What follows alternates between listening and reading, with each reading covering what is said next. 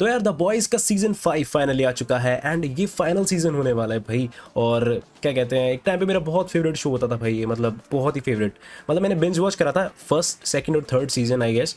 मेरे को काफ़ी लेट पता चला था सीरीज़ के बारे में। आई मीन पता तो काफ़ी टाइम से था, बट वही होता है ना, कई बार होता है एक सीरीज़ पड़ी होती है जिसको हम इग्नोर करते रहते हैं कि भाई देख लूँगा कभी, कभी और ऐसे करते करते आई गेस मैंने 2023 में देखी थी ये सीरीज़। हाँ, एंड मैंने बिंज वॉच करे थे भाई इसके तीनों सीजन्स आई गेस 4-5 दिन में, बड़ा कुत्तों की तरह लग के देखी थी मैंने। एंड मेरे को बहुत मज़ा आया था और मैं बहुत ज़्यादा एक्साइटेड हुआ था सीजन 4 के लिए, जो कि आया था 2024 में, 2 साल पहले।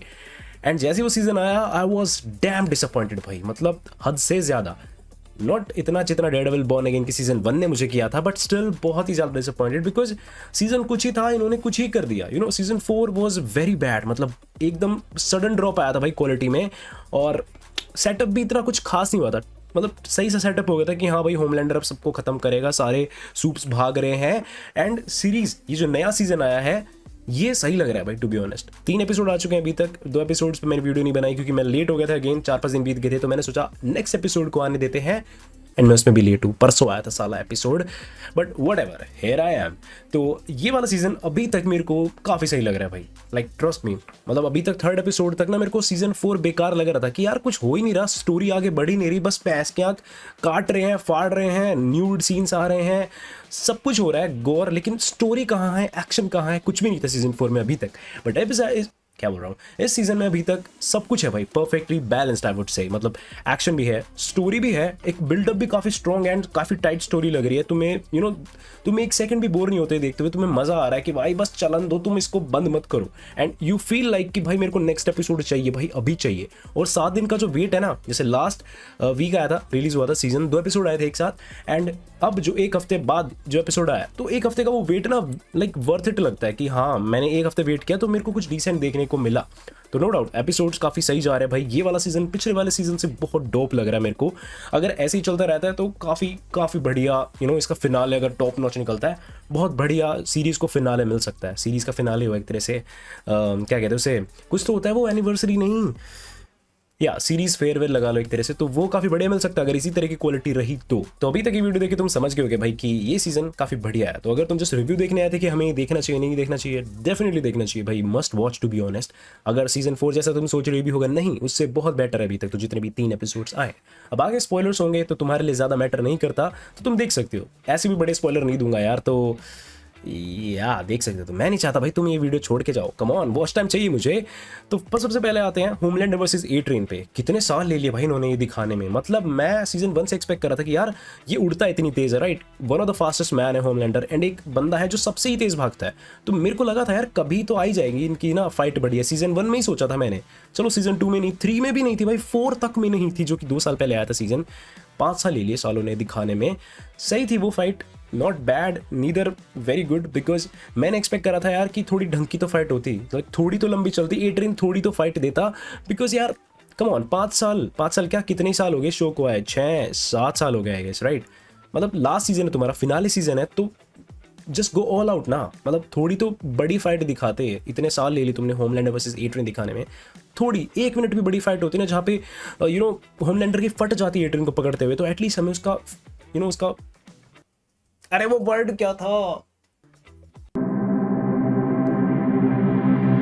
फ्यूनरल कहने वाला था, मतलब उसके फेयरवेल थोड़ी बढ़िया तो लगती कि हाँ भाई हमारे दोस्त ने बढ़िया फाइट दी होमलैंडर को, बट कोई नहीं भाई, वॉट एवर। लेकिन शो इनडायरेक्टली हमें ये भी दिखाता है कि you can not beat Homelander with hands, और इवन दो उससे तुम ज़्यादा ताकतवर हो तो भी तुम उसे उस तरह से मार ही नहीं सकते।